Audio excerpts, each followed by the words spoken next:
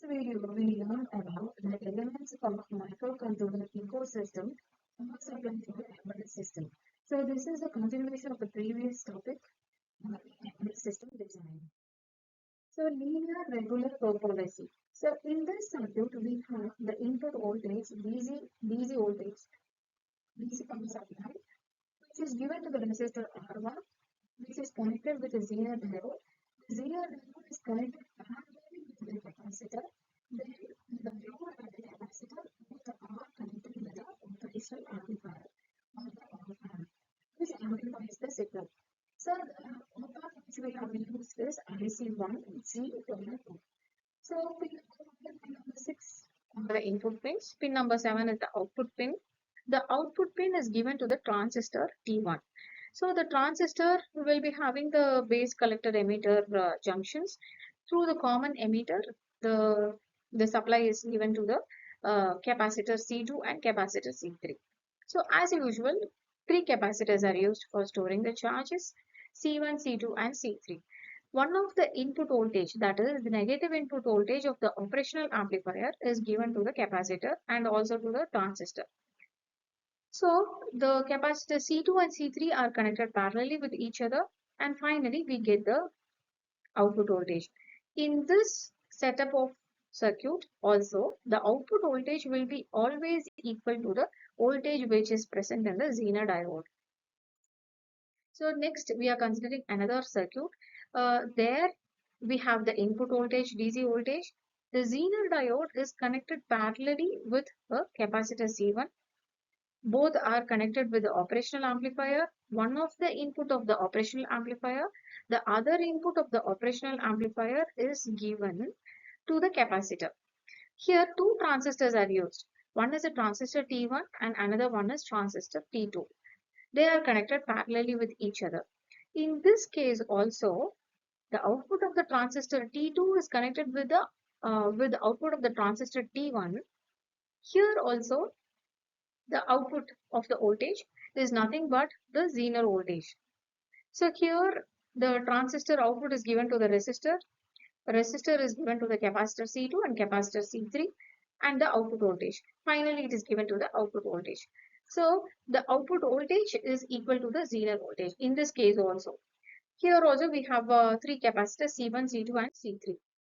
So the next circuit is these two circuits, 3-terminal linear regulator we have. Input voltage, capacitor C1, C2, C3, C4. 4 capacitors are used here. 4 are connected in parallel with each other. And we have IC27805 regulator.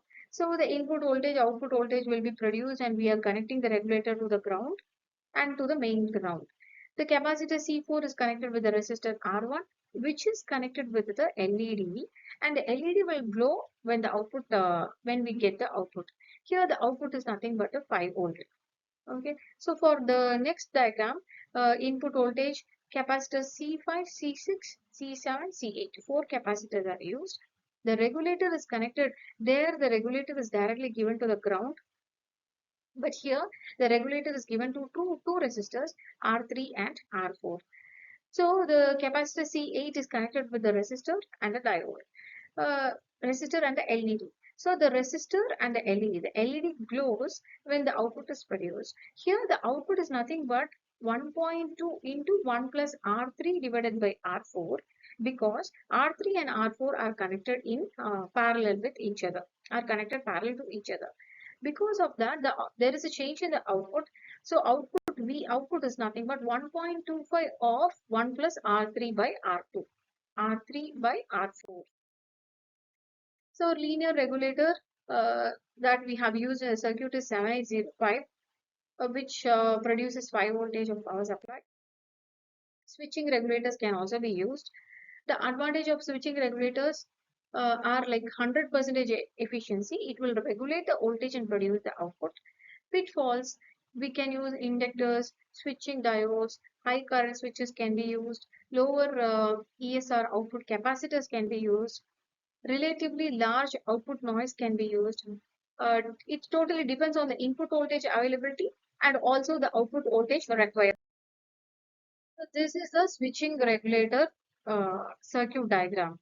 So here we have two regulators. One is V input. This regulator has voltage input, voltage output. We have feedback signal would be obtained. One is grounding, on off switch is available. Diode, xeno diode we have, which is connected with the inductor. Inductor is connected with the capacitor, and finally we get the V output. So the next diagram is like V input, voltage output. Inductor and the diodes are connected with each other. The bulk controller we have, and the capacitor is there, and the Q1 transistor we have. So this is a diagram for a switching regulator 2. Switching regulator 3, the difference between switching regulator 2 and 3 is we have resistors connected in series with each other. As usual, input voltage, because we are regulating the voltage, right? So input voltage, output voltage will be there, which is quite common. And with the regulator here, we are connecting the inductors, which in order to produce more efficiency. So here we have capacitors, two capacitors, one in the input side and another one in the output side. Boost controller we have, which increases the efficiency and accuracy of the system. I hope you would have found the video to be useful. See you in the next video. Until then, it's bye from Radhika.